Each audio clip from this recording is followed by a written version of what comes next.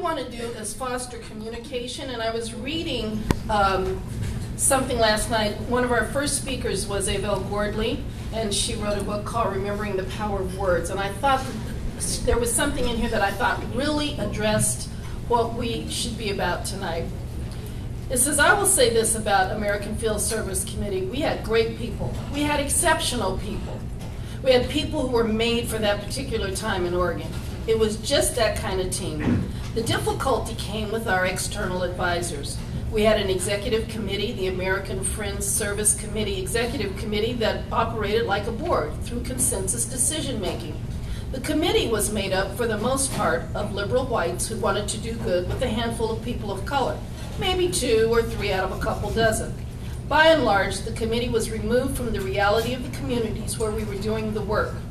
Tension arose when we came from the community to a meeting where outsiders talked about community issues that they were personally unfamiliar with. They wanted to talk in theoretical language and often did not fully respect the experience that someone brought to the table from the community. Tension would often play out in executive committee meetings and retreats. We had a humorous way of naming this tension in our East Burnside office. A staff member would come to a meeting and say, they're not going to have any meat. They're just going to have salad, soup, and bread. It's going to be that vegetarian fare. Remember, there are some of us who like to eat meat. And that was her way of saying that something important was literally missing from on the table. It was also a cultural thing. While we always strove toward consensus, language can be tricky. For some people, language is linear. But linear thinking doesn't work for everybody. When bridging cultural divides, some time needs to be invested in storytelling. Stories tell us who we are and where we are heading collectively. And I thought that was really an appropriate quote for this evening because we need to do some storytelling. I think that everyone has a point of view. I think we all want the same thing. We want people to be safe. But we want everyone's opinion to be heard.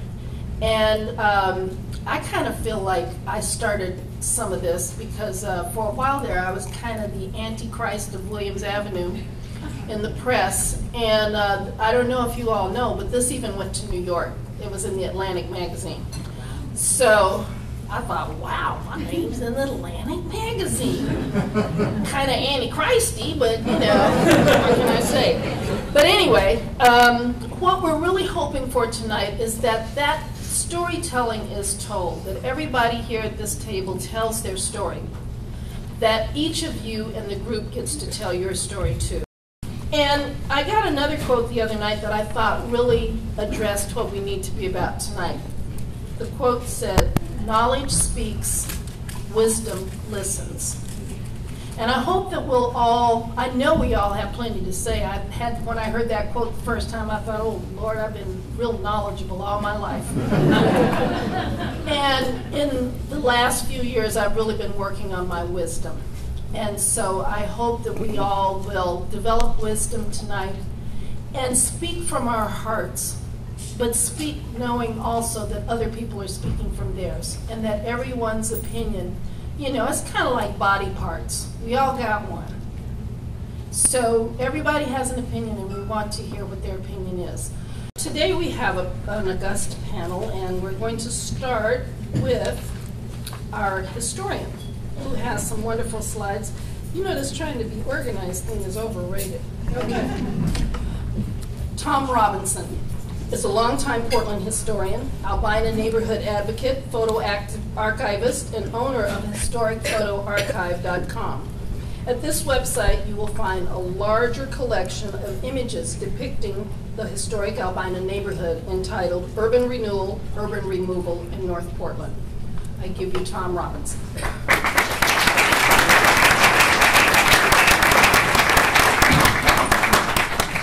Thank you. I'm a professional historian, and I'm also a resident of the neighborhood, or I was until I moved very recently, but I lived here for about 15 years, and I'm also a cyclist. I've never driven a car, and So I'm very aware about issues of bicycling safety. And, you know, I've got my share of broken bones. And Portland's first ghost bike is here, or was here, in our neighborhood. This is at the corner of MLK and Wygant. Chris Burris was killed at this spot in September 3rd, 2005. There's another ghost bike around the corner on Killingsworth. I never found out what that person's name is. I've gone around and I've visited most of the ghost bikes, and I photographed them. But on Williams Avenue, there's only been one cyclist killed that I'm aware of in the last 10 years. And he was killed on November 18th, 2007. Fire crews who responded found a man in his cycle on Williams Avenue, and the cause of death was a gunshot wound. He was black. He has no ghost bike. So you can see how people who live in the Williams Avenue district can have a spectrum of opinion on matters of public safety. You can perhaps understand why another bicycle lane isn't exactly what they were hoping for in the way of public safety programs. There's a long history of projects done by the city in this neighborhood, and what they all have in common is a disregard for the consequences of how they affect the people who live here. The sum total effect of all of them is to nearly destroy the black community by making it impossible for them to maintain their families, homes, and community here in the Williams Avenue district. So when the neighborhood hears about a big new project, you can understand why they may view it as a wolf in sheep's clothing. This is what the Williams Avenue district looked like in 1955, before any very serious alteration of it had begun. They cleared out a few dozen houses for the interstate highway rewidening down by the river, but largely the neighborhood was as it was. And this is Portland's organized segregation had redlined this district. This was the only district in the city that blacks could readily get housing. Over the last 50 years, the City of Portland, the Portland Development Commission, and various commercial and political groups have managed to displace the black community from almost every square inch of all the land that you see here. This is Duke Ellington blowing out the candles on his 54th birthday cake in 1953 here near Williams Avenue at the Cotton Club. This was a vibrant cultural center. This was the core of the black business community. This was the center of black life in Portland. There was a lot of interest in the time in building a memorial coliseum to honor Oregon's war dead from World War II. What they had was, this is down on Parks Block. It was in front of the Art Museum. And it was a highway billboard, and it would get dilapidated, and they'd have to repaint the names of everybody who had died in the war. They wanted to build a permanent shrine and memorial to Oregon's war dead. And So, more so, the economic interests needed to build a stadium, an auditorium, something like that, because so many of the ones that we had were being torn down or were fire traps or were obsolete. So this is what became the poster child for the building of the Memorial Coliseum. Now, there were a lot of different places that they could have put that. The places that were suggested were Northwest Portland, the South Auditorium District, Selwood, and it looked like the one that was least likely to get it was where it wound up. Selwood was an obvious choice. It was a slum. The housing values were the lowest of any of those areas. Same with Northwest. It could have gone to Delta Park. But what was happening in Portland's history at that time was new highways, and the Lloyd Center was being built. That was going to be the biggest shopping center in the world. And so the East Side commercial interests, the commercial clubs, did an intensive political lobbying campaign. What they wanted to do was build a white corridor from downtown to the Lloyd Center. And what they needed to do that was to get rid of the black district. And so that's what happened.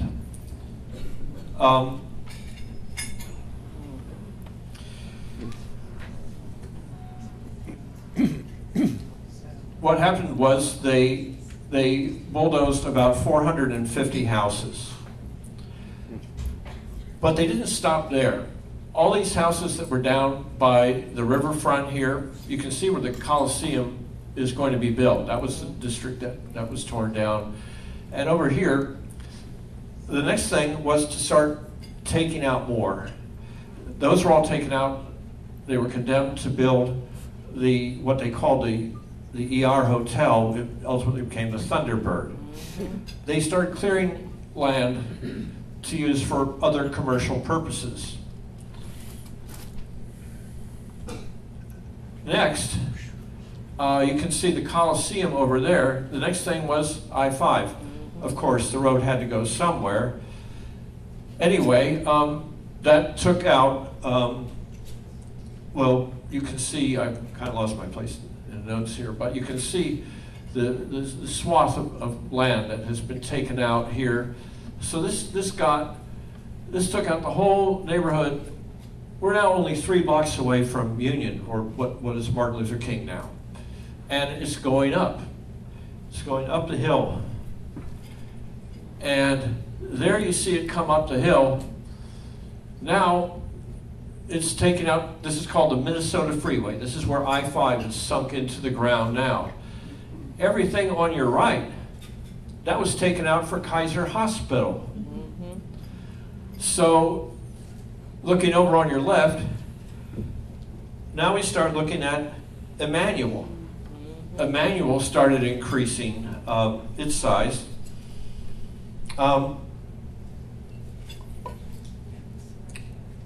We're looking at North Commercial and Stanton.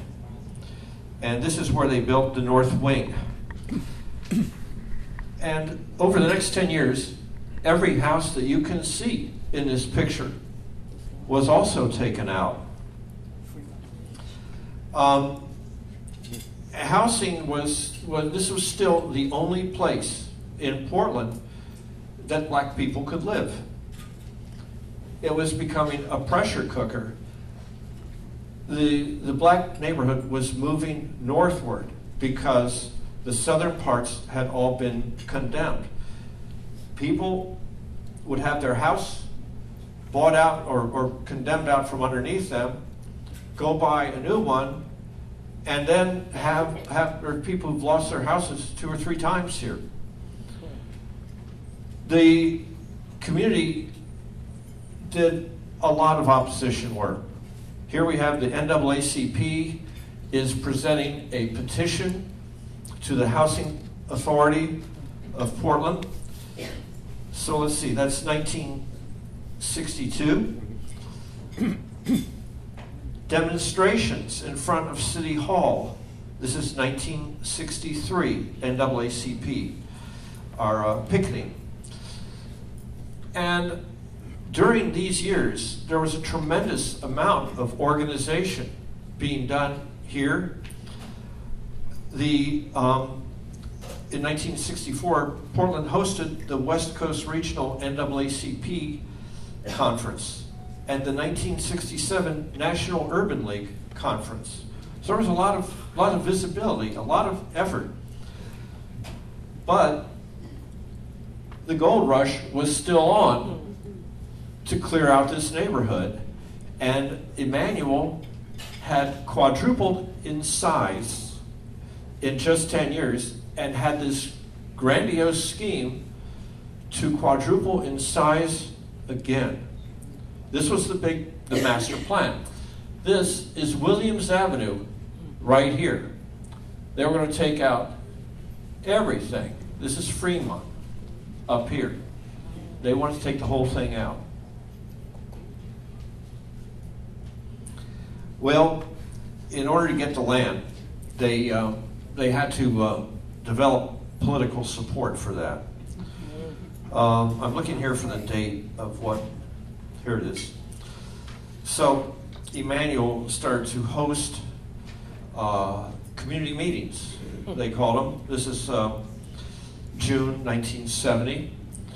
And the federal program was the Model Cities program, and that was to get urban renewal with the cooperation of the citizens of that community.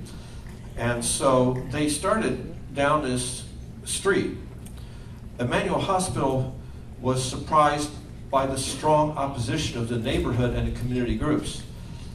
And so Emmanuel needed to get a partner in the city government in order to get the land. Now, what had happened is the Portland Development Commission had previously produced a study that said Albina's housing was worthless, that it was a slum, and if it wasn't torn down, that the slum would spread to the surrounding areas. We know this wasn't true.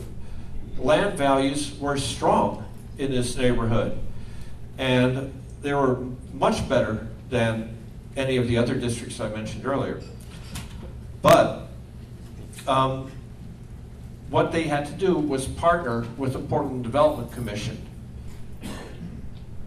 because they couldn't get any community support. This is a meeting of the Portland Development Commission the next year. This is November 1971. The guy is pointing to his reader board there, and I'll tell you what that says. That the chart points out for the criteria for the Model Cities program that planning must involve residents of the affected area and the city as a whole. So what the Portland Development Commission and Emmanuel did in concert with each other was to do an in-run around this program. They got an exemption to the Model Cities program so that the Portland Development Commission could simply condemn another 9 square blocks of houses and demolish them and not have to go through any community involvement. This is the district that was torn down. What was then the most important core of the Williams Avenue Business District. That's the Onion Dome building there, and the only thing that's left of that is in the park over there. They just saved the Onion Dome. That's Russell, right? Yeah, that's Russell. This is Williams and Russell. We're looking northwest.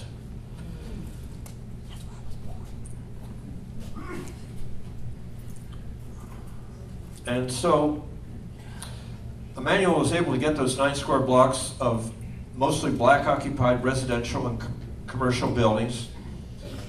But just as the bulldozers finished their work, the news arrived that the funding for the Emmanuel expansion project had failed to vote in Congress. They didn't even have the money to build that.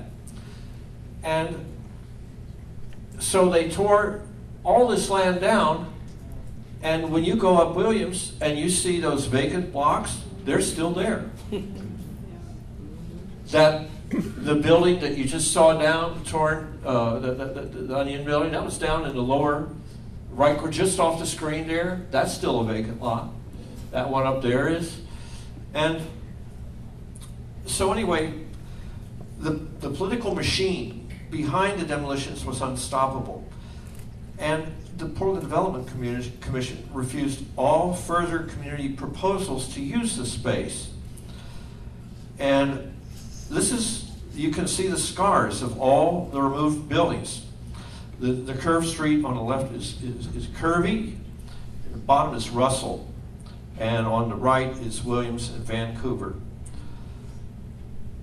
More so than any other neighborhood in Portland, the Williams Avenue District has endured the priorities of politicians and special interest groups because it has the least amount of political power of any neighborhood.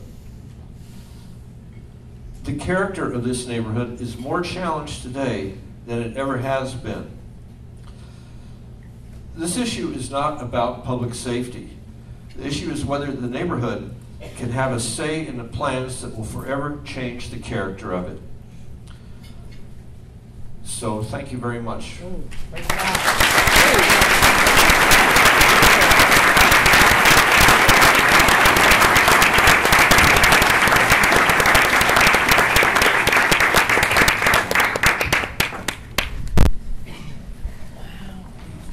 Thank you, Tom, for a great job of explaining.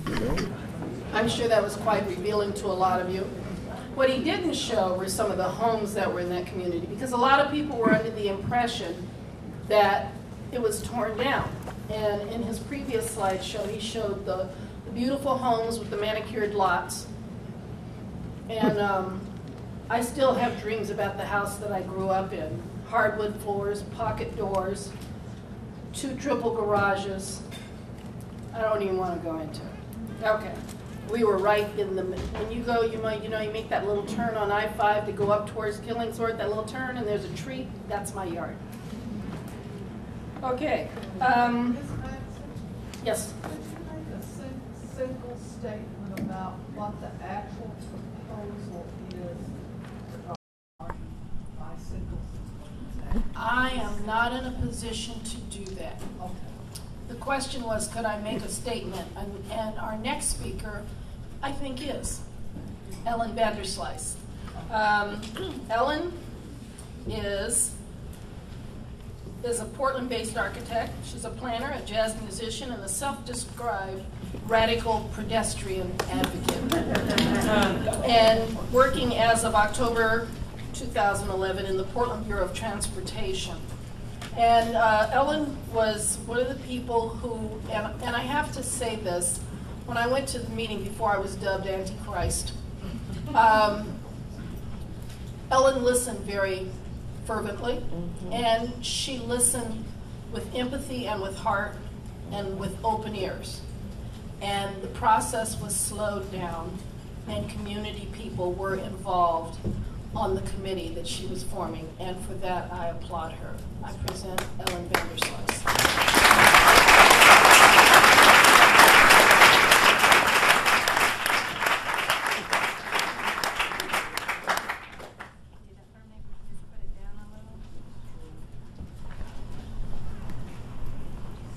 I'm hearing that people in the back can't hear very well. Can you hear me okay now? Back there?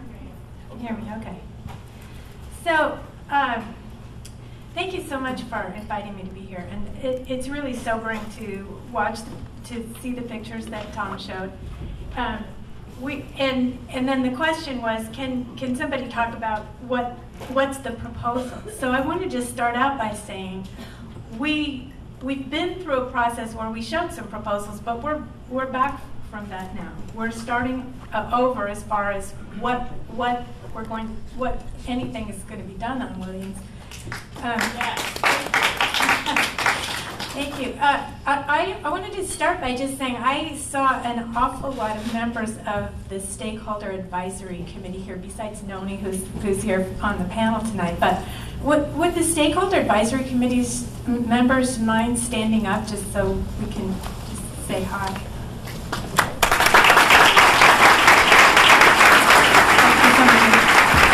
I should have said, as you're willing and able. Okay. Well, my next slide fits right in with Tom's, I think, because I wanted to say, just talk a little bit about that we entered into the idea of Williams Avenue, knowing that there was a long history of egregious decisions that the city had made in this area. And we started out with that understanding. We thought we would build some time into the schedule to try to do some outreach and build some relationships. And these are some of the steps that we went through. And I was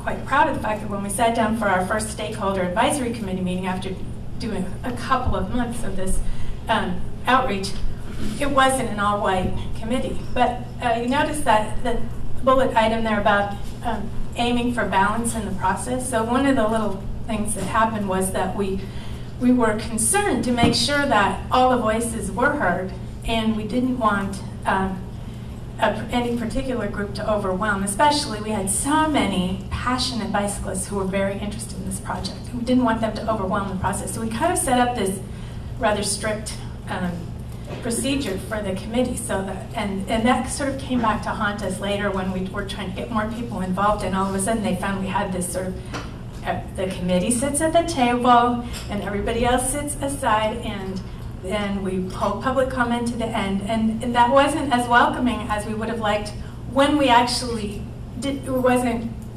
bicyclists who were controlling anymore. It was a little uncomfortable. But let me just talk about, I'm not going to really show any slides about what we had proposed. Back in April, we had an open house. We showed a lot of slides of what maybe we could do. But I want to talk about what the project objectives actually were when we started. And this is something that the Stakeholder Advisory Committee now is going to visit at their next meeting in December. They're going to decide if these are still the objectives of the project. But I think it's useful for you to know where the city started.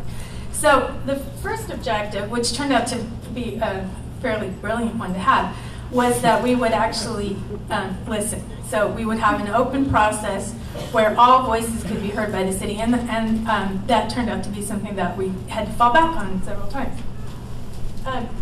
But the main sort of transportation piece that we came at was that we wanted to reduce or manage the conflict between modes on the street. So what had happened over time is it had become a very busy street for bicycling, and that was leading to a number of different problems. But that wasn't the only thing. There were other safety objectives that the city had as well. We particularly in this project wanted to improve conditions for bicycling and walking. And we wanted to explore some innovative strategies. This is something the city is very interested in citywide, as far as getting people out of their cars, moving towards a system that's more sustainable.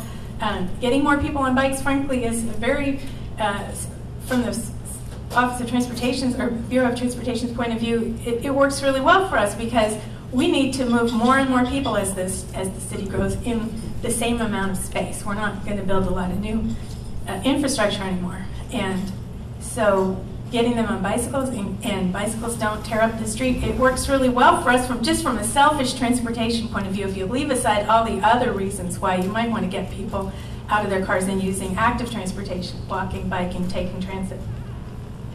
And then finally, we wanted to create conditions. We wanted to be sure that whatever we did, we weren't messing up the street for the businesses that are there today, for the ones that might be there tomorrow. So these were this is where we started with this project. Now, I said that there were some other problems. One of the things that we find on Williams, and this goes back for quite a long time, is that people go pretty fast. The speed limit's 30. And in this section, which happens to be down, I think by page 52% of the cars, when we measure them, are going over the speed limit. And this is kind of important for pedestrians. You see the crosswalk there, but you would want to be a little careful when you cross there, because what happens is that the faster people are going, the longer it takes them to stop, and the greater danger there is for pedestrians who happen to intersect with an automobile. So that's something that we were really interested in. And one of the things that we've done in this project was to build on work that was done in a project, safety project that was done back in 2006 to make crossing improvements on Williams and on Vancouver, and that was funded through the Portland Development Commission, through the Interstate Urban Renewal Corridor. And we did a crosswalk enforcement action there in the new crosswalk right at Dawson Park, where the Onion Dome is from the Hill Building. I think I've forgotten the exact numbers now. There were 13 cars, 8 bicyclists got citations, and 1 pedestrian. But really, there's no actually getting around the fact that this project grew out of the growth in bicycling. And I thought one thing I would do tonight is just spend a little bit of time explaining the things we've learned about why bicycling has grown like this. Now, you see this graph shows the counts through 2010, and then I added the little bubble because I peeked at the counts for 2011, and it's almost 4,000 bicyclists a day now. So you can just see how that's grown. All over the city, you notice a little dip in 2009. All over the city, we had a little dip in 2009. We had a little dip in all modes, actually, in 2009 with the downturn in the economy.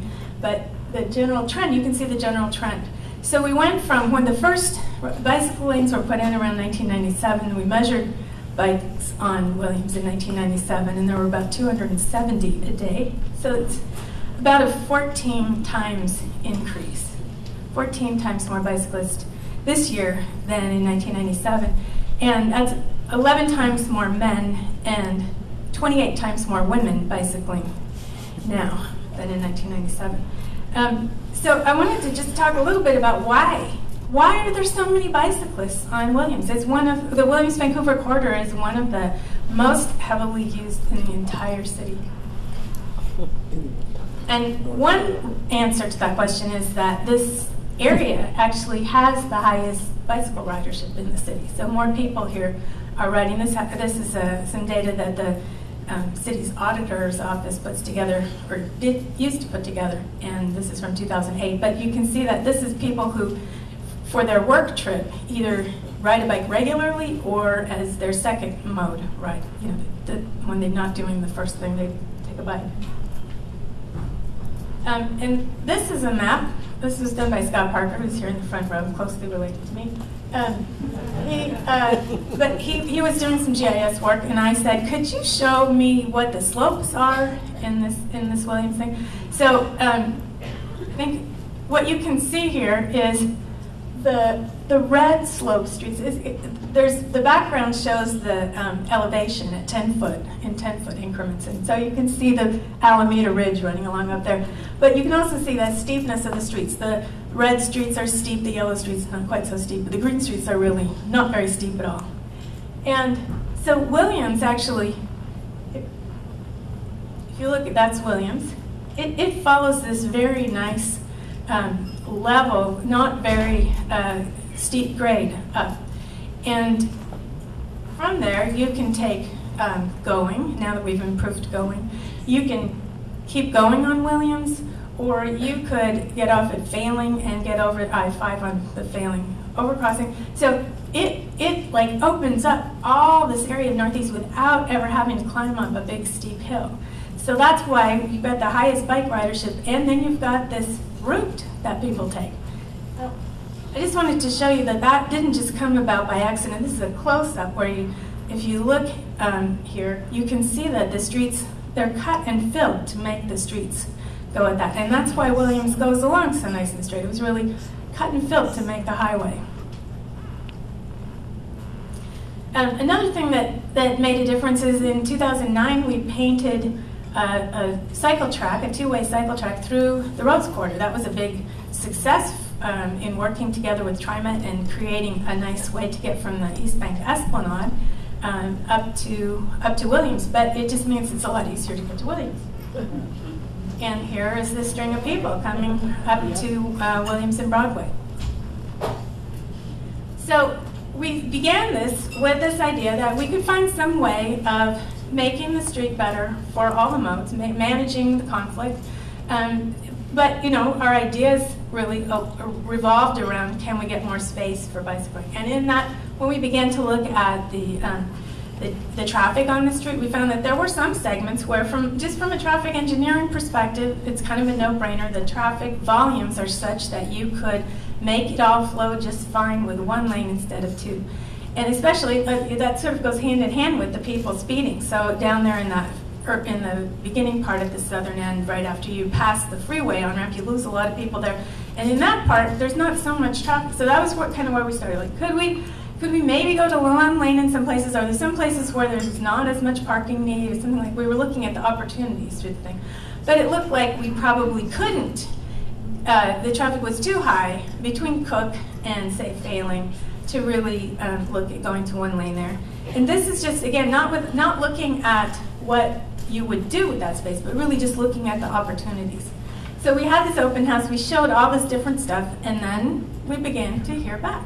And some of the work that we'd done to engage with people actually began to pay off, in that we heard from the community, from the bicyclists, we heard, this is great, you got to do more. You've got to go to one lane the whole distance. That's what's really going to work. And then from other people in the community, we were hearing, no, you haven't involved the community in this, and you are. That's one thing I heard. You took the houses, you took the businesses, now you want to take the street. So that was just meant we needed to do more listening. And so we asked Deborah Leopold Hutchins if she would help us get some people together so we could hear more about this. Judith Mowry facilitated for us at a meeting that we had at the Billy Webb Elks Lodge, and we got an earful. And we said, well, I think we better slow the process down. I think we better see if we can't we've met people there. Noni was one of the people I met that night. Noni and I were at the same table. Stop. It was tense at times, but but she agreed to be on the committee, and that has been really great. So we expanded the committee. We added 9 people. We had 18 people, and now we have 27 on the committee. So we really wanted to open the process, and I wanted to say tonight, I'm not even showing any of those pictures that we showed before of what we might do in terms of bikeway, because we're not even close to there yet. We just, at our last meeting, made a decision about how to make decisions. And that may sound silly, but believe me, it's not. It's really, really important. And it was really, really beautiful. And I'm really happy about that. So let me see what else I had to show you here. We expanded our Stakeholder Advisory Committee. In September, they went on a walk and a bike ride. And the walk, I saw Sharon Maxwell Hendricks here, that's her waving there on the, she went on the bike ride with us. I wanted to just be sure that you knew about this, because I hope that we have enough room in that room for all the people who are now going to come to it. But I want to say, again, one more time, many people have said to me, well, the city already knows what it wants to do, and you're just going to do it. It doesn't matter what we say. And I want to tell you that is just absolutely not true. No decision has been made. We have a way to make a decision now, which is good, but no decision has been made. We haven't even started to talk about what are the objectives and what's the scope of the project. We're going to do that next month. So, but this process is slowed down, but it hasn't stopped. It's got to go somewhere, because the money to do this is not a lot of money. This is kind of a paint and signs project, not a big capital investment project.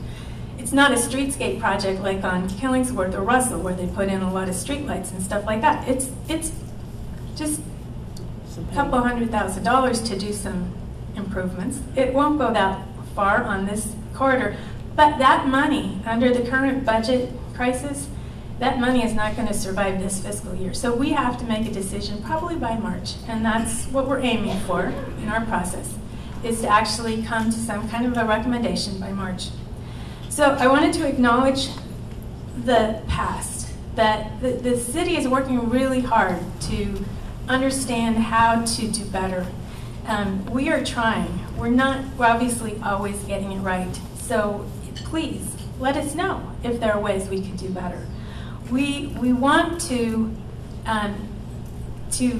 get to beloved community, and I think that we can in this process. I have been just so buoyed up by just the support from people who have joined this effort to go somewhere, to get to somewhere that is supported by everybody. I want to just do a shout out to our Bicycle Advisory Committee. They meet on Tuesday nights, on this same Tuesday night every time. They are meeting here tonight. So Matt Arnold is here, the chair of the committee. Carla Danley is a member of the committee. Our bicycle coordinator, Roger Geller, is here. So I just wanted to acknowledge that the city is listening. We are really listening, and we are trying to learn. There's still so much to learn. I thought a lot about this neighborhood and things that had happened in the past before I started this project. I have learned so much more, and I am sure there is much, much more even yet to learn. We have so many opportunities that for interesting things to happen. Portland State University is partnering with us.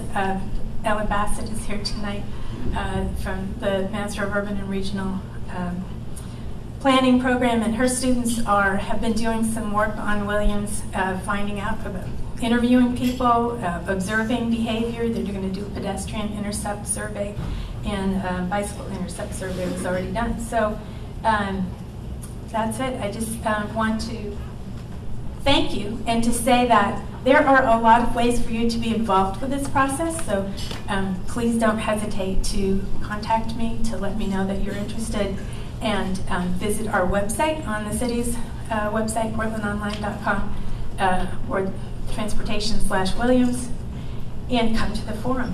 Thank you.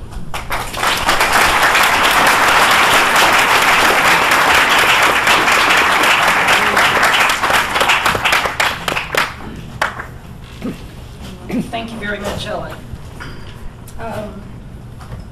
Our next speaker is Jonathan Moss, and he's a Portland-based journalist who works as the editor and publisher of BikePortland.org, a blog published by his company, Pedaltown Media Incorporated, and described in 2009 as the best cycle blog in the world. Wow. That's quite an honor, Jonathan. Who said that? Where you got? I think Jonathan wrote that himself. Yeah. I wrote the whole intro. I mean, come on now. Anyway, although I did just hear tonight that Portland, in terms of livability, that Portland was voted #2 in the nation. And I'm trying to remember the first one, but I know New York was behind us, and Seattle was #5. Oh, San Francisco was #1. San Francisco. I got a number of passionate phone calls from people who wanted me to express that that Jonathan was a representative of the biking community, and Jonathan was very hesitant to speak himself. And I said, all I want you to do is to, he had been interviewed in all the articles where I had been the Antichrist. And there, it wasn't a quote. I shouldn't keep saying that Antichrist thing. There wasn't a Donna Maxey, Antichrist, exactly. But it was intimated. So, but I got calls from a number of people who wanted it to be known that Jonathan was not the only point of view of the bicycling community. And this has been really an eye-opener for me, because first of all, I didn't know they had a bike blog before. But I wanted to name a couple of organizations. The North Williams Traffic Operations and Safety Project Stakeholder Advisory Committee is one, and Ellen had addressed them. The Bicycle Advisory Committee, you guys want to stand, whoever you are, the Bicycle Advisory Committee. All right, thank you, folks. And we also have an august celebrity here, Roger Geller, who is the bicycle coordinator for the city of Portland. Where are you, Roger? All right.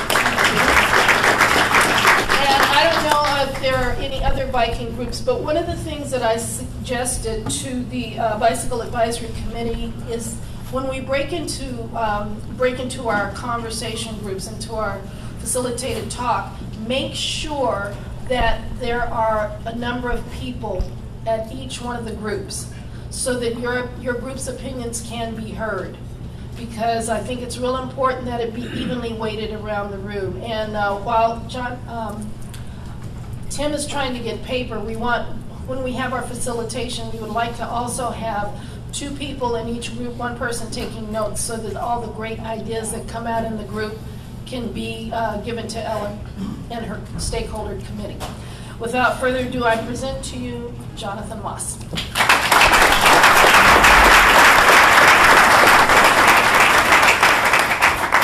In case you're wondering, I was looking at my phone because I have some of my notes on here. I'm not sitting there texting or doing some other rude thing. Thanks, Donna, for inviting me, and thanks to everybody for being here tonight. I'm glad that Donna mentioned something about the fact that I don't represent the bike community, and I put that in quotes because I personally don't believe that there is such a thing, just like I don't talk about or believe that there is an African American community or anything like that. I just see the city as a bunch of people getting around in different ways, doing different things, but we're all citizens and we're all part of the city. Sorry, a little louder? Sorry, thank you. So, thank you, Tim. You can tell how often I speak in front of large groups. All right, that's good. I'll just hold it too if you want. Sorry. So yeah, I just was saying that I'm appreciative that Donna said that about me not representing any specific community. I don't even think I should go as far as saying I represent Bike Portland or the readers of Bike Portland. I mean, the people that come on the site and say things, whatever they may say, are their own opinions and their own perspectives, and I'm simply the person that's getting the story out there. And yes, I know let me just back up and say, I don't think it can be overstated how complicated and messy this issue is, from my position, given all the different hats that I wear in this community, given the fact that I'm white, given the fact that I ride a bicycle on Williams, given the fact that I write a bike blog, all those things, and given the fact that for close readers of the things that I've published, if you read in the comments, mostly the comments I've made, I'm clearly someone who is supporting and wanting the traffic safety conditions on the street to improve, sooner than later. So it's to say that it's complicated to talk about, to have all these issues wrapped up into all that is an understatement. So I hope you can appreciate that. I wanted to also just kind of go back and give folks that aren't as aware of what Bike Portland is a little bit more of a context. It's not a nonprofit organization; it's an independent news site.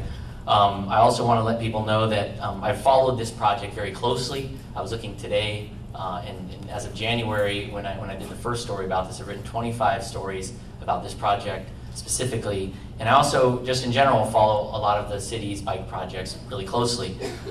So, my perspective coming on this is sort of as an independent observer of how the city makes decisions, and especially how they make decisions around bicycling.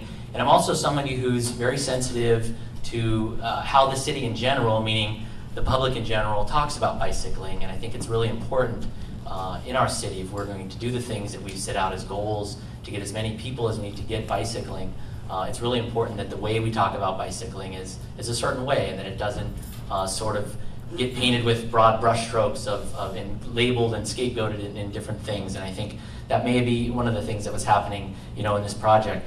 I also want to let people know that Williams was part of my daily commute. I've got a new office recently, so I don't hit it every day, but been up there hundreds and thousands of times on my bike and in my car. I do own a minivan. I'm proud to say that. Why not?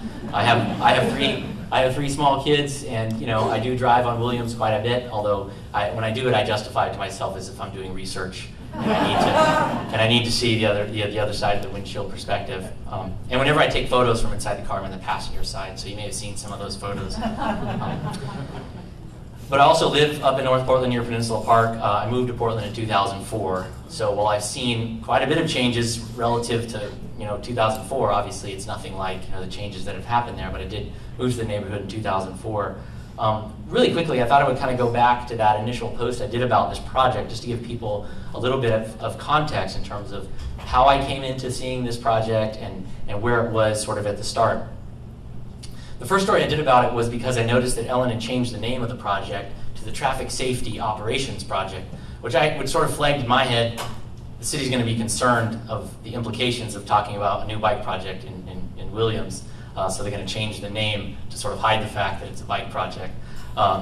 So, and that has a lot to do with the context, and I think it is really important, as we look at how this project has evolved. So, I'm going to read from that story. So, the city wants the public to see this project as being not focused solely on a new bikeway, but on improving the safety and function of the street in general. I like that approach, but I also wonder what has motivated them to take it. Is this approach a trickle-down result of Mayor Adams' distancing himself from bicycles? Backstory there's been some PR snafus and some controversies around bicycling, which has made it not quite as politically palatable as a lot of people might think in City Hall. Does it have to do with PBOT's fears that bicycling is seen as a symbol of gentrification in this neighborhood that was once a thriving African-American community? Oh, I did use that word. So this is in January, before a lot of these issues really became a larger part of this project. Is a recent project on Southeast Holgate that led to a neighborhood revolt and cries of a bike lane takeovers, quote, is that causing them to use a bit more caution? So these are some of the questions that I brought to this in January. And then I continued, it's likely all of these things are having some impact, but there are also some very good reasons to approach the project like this. And I went into detail, and I detailed a little bit of what Ellen shared in terms of their initial public outreach, which I thought was different, was a lot more than I'd seen them do on any other project in terms of approaching a bike project by knocking a lot of doors, talking to a lot of people in the community about what they thought. Yes?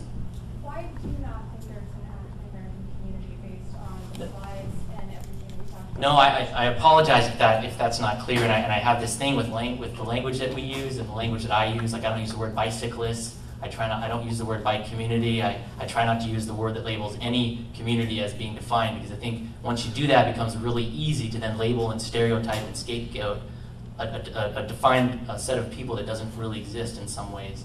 And so I found that to be kind of offensive. Yeah, I mean, it wasn't meant to be offensive. I say that in the sense that, that makes it easy to characterize people in sort of a siloed way. That's why I don't like to say it like that. Obviously, there was a lot of African Americans living around Williams. That is a community of people. But a lot of the times when people talk about the bicycle community, my hair sort of bristles up because I don't see it like that. I see it as there's a lot of people in the city that are moving around. Some of them use cars, some of them are in bikes. But when you talk about the bicycling community, it doesn't really exist. There's not a group, there's not like some basement where all the bicyclists get together and hang out and scheme about what to do. There's not a red phone I can pick up and tell everybody, hey, stop running stop signs, don't be a jerk. It doesn't, even though people ask me to make those calls a lot. So I apologize if that's how that how that comes out, but I hope that clarified it just a little bit. So I also thought I would just share something that Ellen shared with me at the outset of this project too, talking about how one of the quotes that she told me was sort of like, we recognize that nothing can get implemented without broad public endorsement, so let's start finding out the issues and opportunities and the things that are important to people. We need to understand the stakeholder issues and need the stakeholders to feel like they're engaged from the beginning. So, the reason I'm sharing those things is because this is what the city was saying in January, right at the outset of this project. And one thing I heard once concerns were being raised about this project is I was sort of concerned that the project itself was being characterized sort of like Tom's photographs in terms of the other really egregious things that people in the city had done in the past in this neighborhood. And I just felt that that really wasn't a fair characterization of what was going on, that the city was actually doing a lot of outreach initially. It was sort of above and beyond things they'd done in the past. And so I wanted to kind of that was part of my objective, if you will, with some of my reporting, was to share that, I felt like the project was being mischaracterized in terms of, the city's approach to it. So, I went on to sort of say it's going to be interesting to see how this process evolves and all these sort of things. So it ended up being kind of interesting. So, moving forward a few months, at the first open house, I was really encouraged to sit down with Ms. Maxwell Hendricks, who's here in the front row, to hear a different perspective about the project, and I'm really glad I did. I sat down and talked to Sharon, and she expressed to me at that early stage in April some of the concerns that eventually became much more front and center on this project later. But I also heard things from her that were I thought a little bit unfortunate in terms of her characterization of who was sort of pushing this project through, that it was a bicyclist group, and sort of characterizing it as this special interest that's just forcing forcing this project down. So, those are some of the things that were, swirling around this project as well. Yes, I am somewhat disappointed that the project isn't moving didn't move as forward as fast as I was hoping for. I mean, it would have been in place this summer. I feel like the proposals that the city came up with were very reasonable, and I while I obviously definitely appreciate the history of the neighborhood, absolutely, it's to look at the freeway projects and the massive impact those had on the community, in the same breath talking about reallocating some space on the roadways so that if people choose to ride a bike, they can do so safely and not take their life into their own hands. I feel like that's a little bit incongruous, and that's all I want to do is sort of to speak to that a little bit. And I hope you can appreciate that it's relatively impossible for me to stand up here and sort of defend the bike project. I mean, I'm a little bit outnumbered here in terms of that idea. I hope you can understand, but I think it's important, because I think once this idea of the impacts of gentrification on the neighborhood and racism came up around this project, I heard a lot of things in a lot of the meetings I went to that were, I think, really unfortunate, in the sense of it's really easy to label the bicyclist group and label the bike lane as sort of the carrier of all that negativity. And I just think that that's not the case. I don't believe that that's the case. And I think that it's important that we have both of these conversations and give them all of their due process, but at the same time, understand what's happening here with this bikeway project. It's a relatively small project. I think it was a reasonable proposal, and so I think we need to keep those kind of things in mind. And I think one thing I wanted to do in terms of speaking tonight, and one of the things I wanted to do through my reporting and some of the comments I've left on the site, is that when people talk, in my opinion, unfairly about a bike project and about the people that use those bike lanes, that's something that I feel like needs to be defended and needs to be, the facts really need to be talked about. And I think I heard a lot of people that weren't for the project mentioning a lot of things that had nothing to do with race, had nothing to do with gentrification. There were a lot of the similar things they were upset about that we hear in other parts of the city, about not wanting to lose on-street parking, not wanting to lose all the automobile access that's there now. So, I think it's important for people in the public to remember, people that are sort of outside the process, to remember that this wasn't just about, concerns about racism and gentrification and then the bike project. There were other oppositions, to the bike project that had nothing to do with race, that were very similar to things we hear in other parts of the city. I also want to say that, my perspective on these things and my perspective on any issue that I report on is constantly evolving and is dynamic, and I've learned a lot through this process, and I know that sometimes my opinions sound sort of, they sound like they sound, and they might be hard to understand, and I appreciate that, and I look forward to trying to explain them further if people have questions. But I do want to say that, I think it's pretty amazing that, from where I sit, I've seen that, bicycling can have a pretty big impact on the city in a lot of different ways. And I wonder if people in this room can stop and appreciate that the bike project and the people around that project and that care about that project are a lot of the people that are here tonight. And bicycling has sort of in some ways, brought us all here together tonight. And I think that's a really powerful and important thing, and I hope that people remember that and think about that when they try to sort of characterize it as the bad actor in the in the context of the project. So I just want to say thanks, and I hope people appreciate my perspective, and I look forward to talking more and learning more. Thanks. Thank you.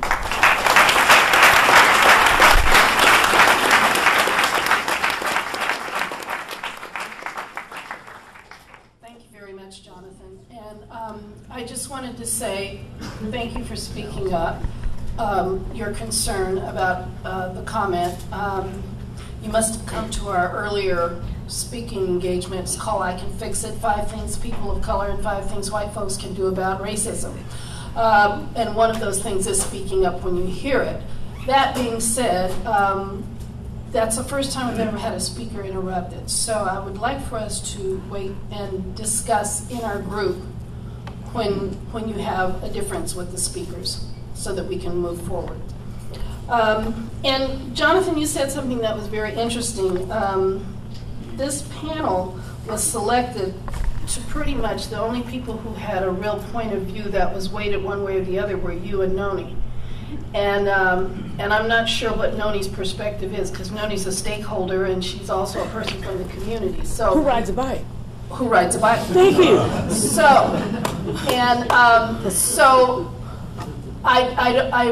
when we selected the people, we selected people that we felt that Tom would be perfect for giving a history of the community, that Ellen was a no-brainer since she's heading up the project, and Jonathan was quoted in all the articles about the bike community, so he was a natural, and Noni happened to be someone who was referred to us as a speaker. The person who was asked originally said that they like to stay in the background, and I mentioned to that person they're about as hidden as somebody standing in front of a tree. So the only person who doesn't see them is themselves, but that's all right. I'm going to let my sister slide on that one. Our next speaker is Noni Causey. She's a homeowner in inner northeast Portland, 1 block east of North Williams, for the past 48 years. Mrs. Causey is a 2012 master's degree candidate of Portland State University in post-secondary education. She is a PT faculty, what does that stand for?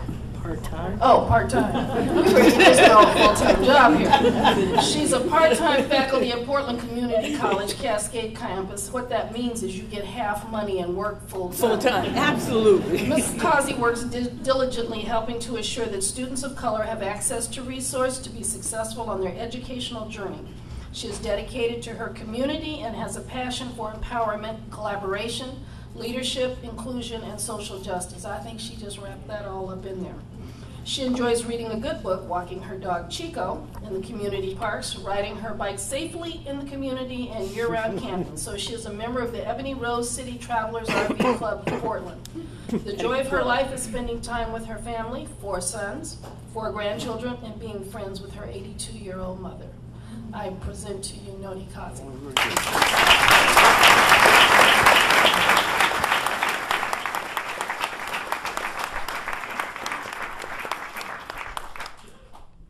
First, I'm gonna take off my glasses so I can't see you.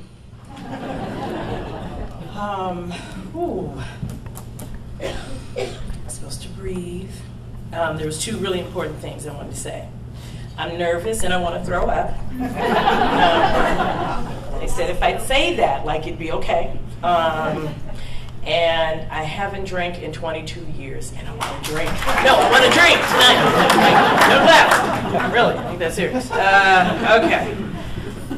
Let's see. I had to write down some notes because when I was asked to speak, and I want to keep this really, because God, was asked to speak, sometimes, like, you know, I'm running a million miles an hour, I'm going to school, I'm going to work, I got the kids, blah, blah, blah, blah, you know, and I'll commit to something and then think, like, what did I do, right? So, like, I love the Maxis, and I'm talking about that story on Williams. So when she asked me to speak, she said, like, race talks, okay, and I've talked at the Restorative Listening Project. So she said, talk about trees and flowers. And I thought, trees and flowers, oh, I can do that, right? Talk about, like, the neighborhood, what it was like, you know, what it used to be like, all that, right? So I didn't even connect the 2 about Williams, stakeholders, anything.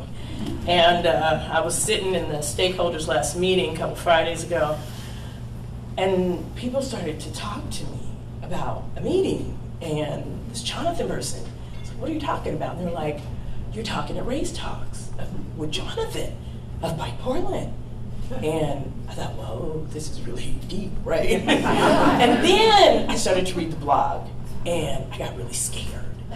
And then I got really angry, and then I remembered about racism, power, and privilege, you know? And I thought, oh my God, I just don't want to talk, right? So all, like, week long, I've been trying to figure out how to get out of this.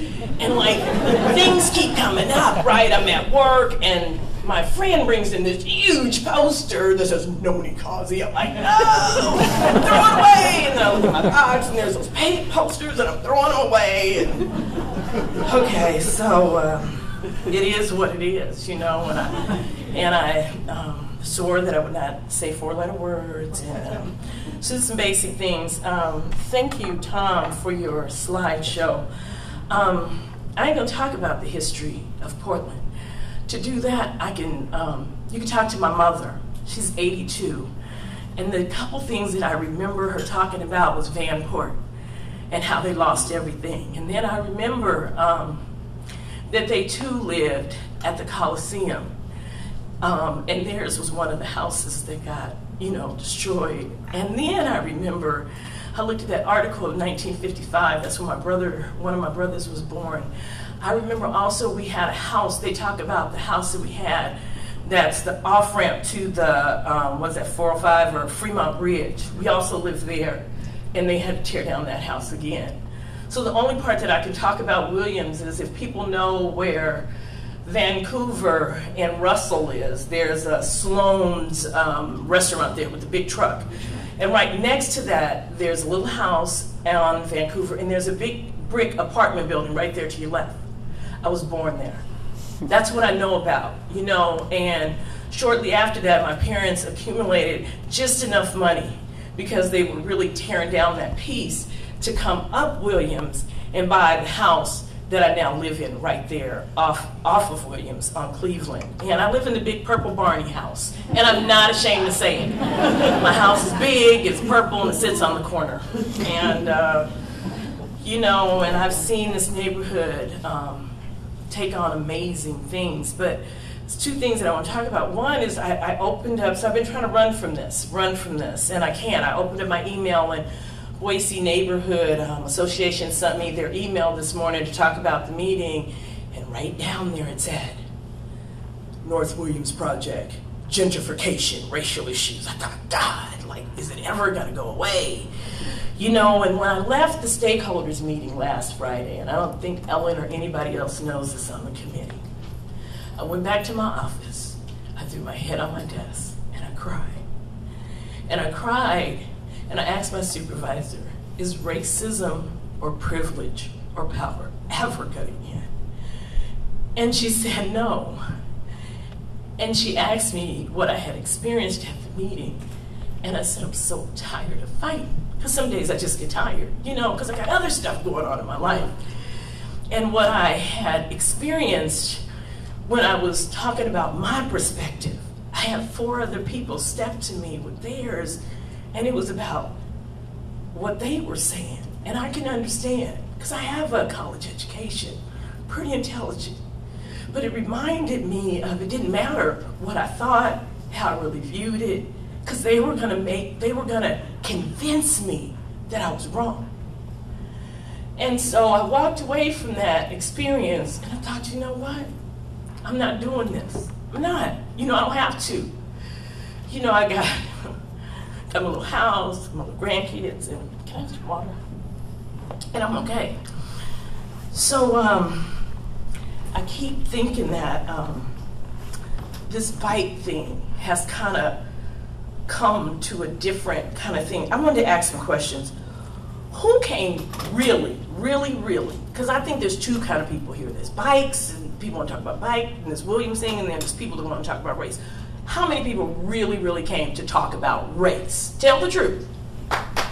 Good. Thank you. Now, how many people came tonight because it's the issue of the bike lane, and we want to talk about the bike lane? How many people was there? Okay. Yeah. All right. Thank you for being honest. Some came for both. Some of you did? Good. Thank you. Some came for both. Wonderful. Thank you. Because the one thing I think about is if we're going to talk about race, we talk about not just a black and white thing, it's also about culture. I teach a lot, so in my classes I talk about culture and what that means, because in this country it's not just about black and white anymore, it's about all different kind of cultures. And when you accept that, then you have to be willing to look at what somebody else does and their values, their beliefs, and their opinions. And it's not always about ours. And that's just my perspective, and I need to say that everything I'm saying tonight is my perspective. I don't talk for all black people, because black is what I am. I can't change it, right? And I'm not talking about bicyclists, because I ride, but 2 years ago, I was commuting to PSU, and my front tire got caught in the Max tracks, and I took a horrible spill, and I have a titanium plate in my arm, and I have pins and screws in my thumb that they had to reattach. So I don't ride on Williams, Vancouver, or nowhere. I ride on Marine Drive, where there's no cars, you know. And I can talk about walking. I've been walking on that street my whole life, from the time that I was 6 and walked up to the Maxi store and walked to Humboldt and stayed there until they took me on a bus and took me somewhere else. So, and I've walked on it today because I have 4 grandchildren, and we walk in our little red wagon with our little dog Chico down Williams over to SEI Park, or down Williams and to Dawson Park to play. And I don't know, I may not have the same crossing issues as everybody else. I kind of hit the button, I go across, or I stay in the crosswalk. It was just what I learned in school. I don't know, I could be different. So safety is important to me. It really, really, really is. And biking is important, and it's a life choice. And I applaud anybody in here that does it every day, because if I did, I'd probably lose the 50 pounds I need to. But I don't. I like to drive my car sometimes. I go to school, so I get on the bus, or I drive my car. And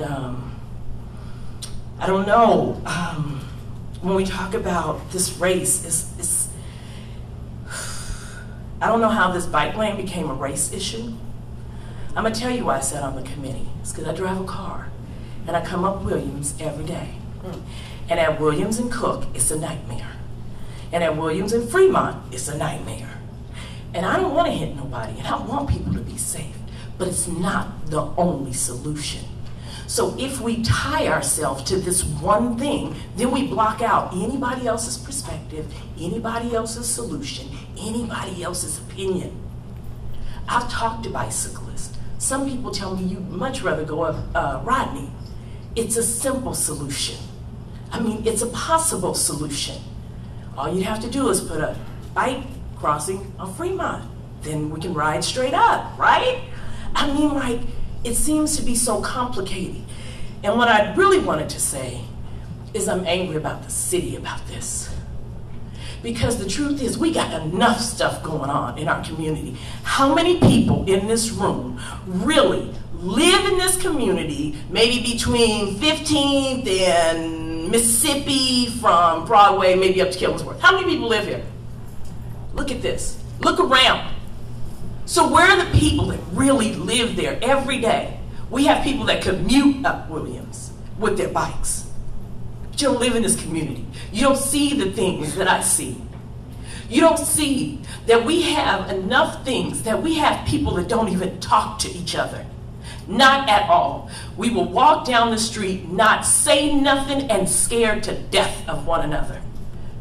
If you want to talk about gentrification, there's a wonderful book called Them by, what's his name? Nathan McCall. And it talks about the fear that them have against them. So we all huddle in our corners and we talk about each other, but you don't know one another. I sat in a PSU class in spring term. I love stories. And, okay, I gotta find this. And we had our little name tags. It was his first night. And this woman came up to me and she said, "Hi, Noni, how are you doing?" And I said, "Hey, how you doing?" You know, I talk to anybody.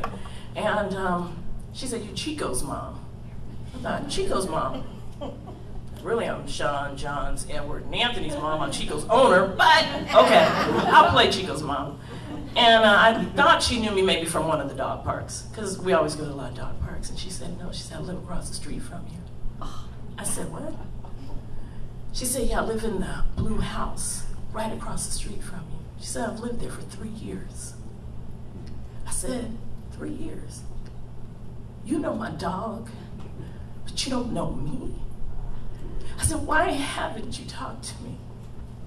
Her excuse was, she said, "Well, I kind of moved in this neighborhood and I knew it was a historical black neighborhood, so I kind of didn't know what to say." I thought hello would have been a good damn start. Is that I owe her $5? That was 6. Okay, I don't owe you $5. Yeah, hello. Why not hello? I have people that run through my neighborhood and they'll go in 3 and 4 with a pack with a dog and will walk by me or my 82-year-old mother who's outside and not speak. but it's because of a cultural thing. So when you talk about race, let's talk about culture. Because for my culture, we talk about, togetherness, inclusivity. We take care of one another, we love one another, we speak to one another. I would never walk by an elder and not speak to them. I would be scared to death, like I'd be struck down, right? I don't know. My son lives in Fairview. And one day I went out there and this little white lady came to me and she said, your son, he's so nice. He seen me one day and he carried my groceries up the stairs. And he told her, he said, if my mom knew that I seen an elder and I didn't take her groceries, I'd be in trouble. He's 23 years old. Like, for real? Yeah.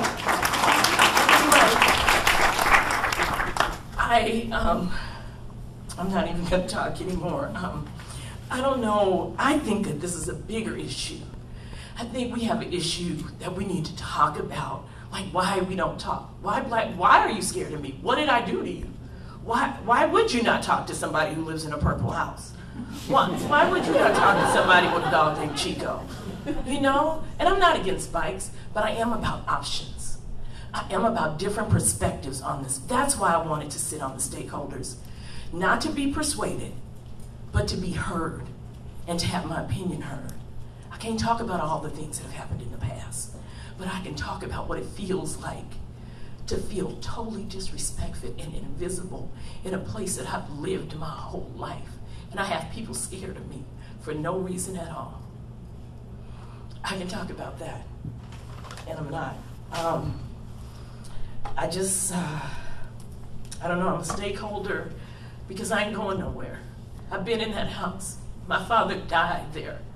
He paid $10,000 for that house in 1961.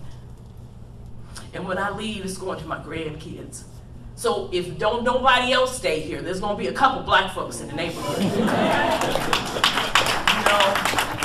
And Mississippi is fine. We own a house right across the street from the bakery. We also own one right behind the rebuilding center. I'm not going nowhere, I'm invested in my community.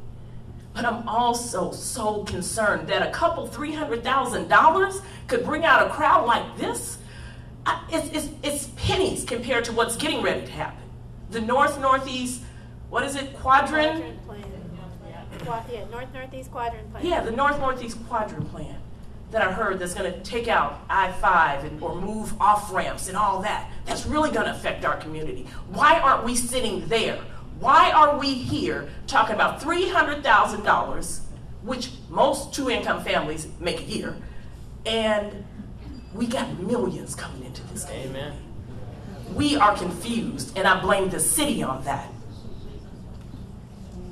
So if I don't have anything else to say, which I don't, and I'm not gonna throw up, but who knows really, and please don't raise your hand if you don't, because I just learned about it last night. Who really knows what the word privilege means? Really? Really? Okay. Okay, now pay attention to those people, because those are the people that you probably need to talk to. And I just learned it. And it's about privilege, and it's about culture, and it's about understanding one another. That's what it is. Like, we're here for a reason, y'all. This bike lane shouldn't divide people. We all want to be safe, absolutely. But there's other ways than one way of Williams Avenue. So, thanks. Thank you. One of the things that Noni mentioned was people not speaking to people. I moved out to St. John's, and I grew up on Williams Avenue. I grew up in that corridor that got replaced. And I moved to the neighborhood, and I thought, wow, people are not real friendly here. And I moved to St. John's, and I thought there were more black people out there, and there weren't. I was shocked. It was me on that street. And what really blew my mind is that people didn't know each other. So I said, okay, let's have the neighborhood party. People came to our neighborhood, our block party, you know, night out or whatever you call it, that they have, where you have the little picnic in June or something, or August. Okay. Some of these people that lived on this street for 28 years and didn't know each other. 28 years. And I said, well, obviously it wasn't because I was black they didn't speak. We have got to change that, folks. There is something missing here.